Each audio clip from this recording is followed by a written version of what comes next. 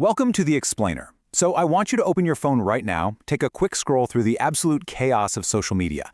And honestly, it won't take long before you stumble headfirst into a religious debate. It is a completely modern digital battleground.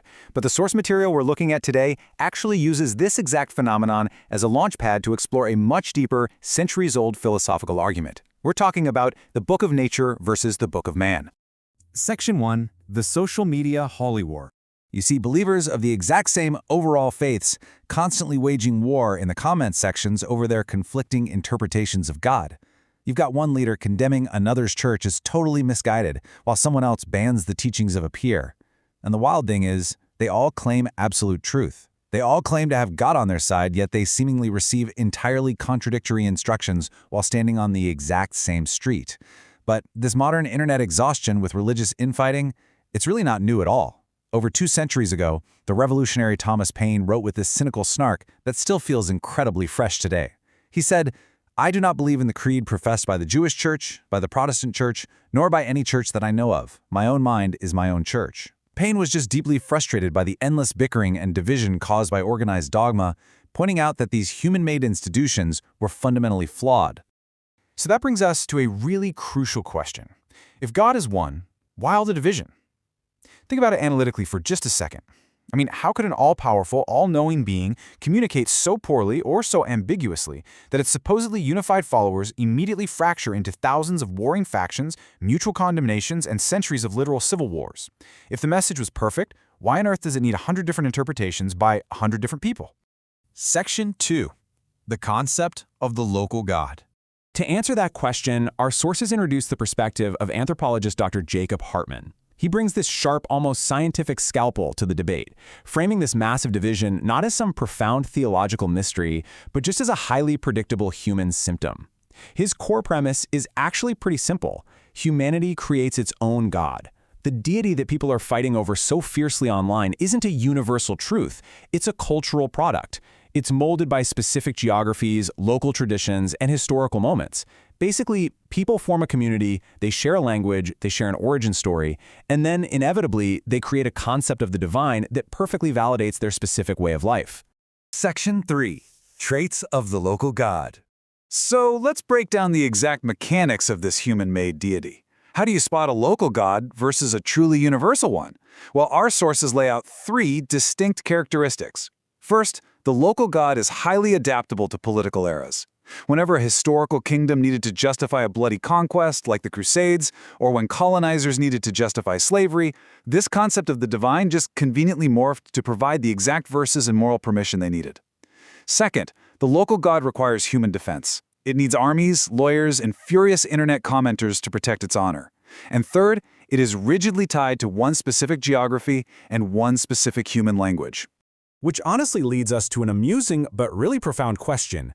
Why does an omnipotent creator need an army of internet commenters? Tastefully channeling Thomas Paine's historical snark here, it really highlights the ultimate irony. A supposedly all-powerful being that literally created billions of galaxies somehow cannot defend itself from a mean tweet or a different theological opinion? According to Paine, the reason this local God needs so much defense is that it basically operates as a machine for humans to monopolize power, profit, and control. It has to be protected like a corporate trademark because, well, it produces political and economic capital for the people in charge. It really all comes down to the number 1. Consider the sheer absurdity of a universal creator being restricted to exactly one local language or exactly one geographical pinpoint on a massive global map. Whether it's Mount Sinai or Mecca or Jerusalem, the source asks us to step back and consider, if a God is truly universal, why does it only speak ancient Hebrew or Aramaic or Arabic? Why does it only reveal itself to one tribe out of thousands? The strict limitation to the number 1 heavily implies this is just a localized cultural product packaged and sold as a universal truth. Section 4. The Universal God Alternative. So if the local God is just a product of human culture and politics, what's the alternative?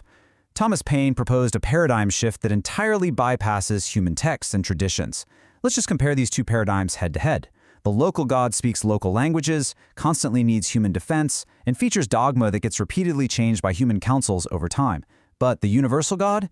That God speaks through the vastness of nature requires absolutely no human defense because its existence is completely self-evident and operates on immutable, unchanging physical laws. The universal God requires no easily manipulated books, no dodgy translations, and absolutely no human validation whatsoever. Paine summarized this perfectly. He said, "The Word of God is the creation we behold." He asserted that human language is far too localized, too messy, and way too mutable to ever hold eternal, universal truths. I mean, think about it. Books can be forged, translations can be completely botched, and history is pretty much always written by the victors, right? But a starry sky, a leaf utilizing photosynthesis, gravity, those literally cannot be forged. The unforgeable universe itself, according to Paine, is the absolute only true, uncorrupted message. Section 5. True Theology Through Nature.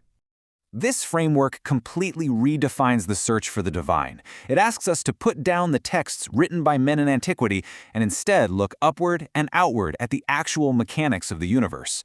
True theology is defined here as the study of the Creator's works through natural philosophy and astronomy, rather than relying on the unprovable, ever-changing opinions of humans. It is the stark contrast between the undeniable, replicable reality of the cosmos against religious texts that have been voted on, altered, and debated by human councils for centuries. You can't hold a human council to vote on whether a galaxy exists. It just is. That, Paine argues, is exactly where you find the true nature of the Creator. Under this framework, the universal God operates entirely differently. First, it operates on immutable laws. Gravity doesn't change its mind depending on who happens to be praying. Second, it completely lacks biological human traits. Paine ruthlessly critiqued the idea that a cosmic entity would require biological concepts like having a sun or needing blood sacrifices. Those are ancient human concepts, not cosmic ones. And finally, it needs no course correction. A truly universal creator wouldn't create humans, regret it, flood the earth, and then change plans halfway through. The plan, which is evident in the sheer physics of the universe, is already complete. Which brings us to our final lingering question. Are we ready to read the book of nature, or will we keep fighting over the book of man? The sources we've explored today challenge us to look past the endless, exhausting comment section wars over human-made texts.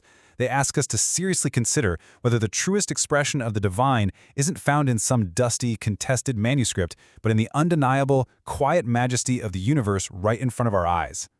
It's a huge shift in perspective, and definitely one that leaves us with a lot to think about. Thanks for joining me on this explainer, and keep questioning the world around you.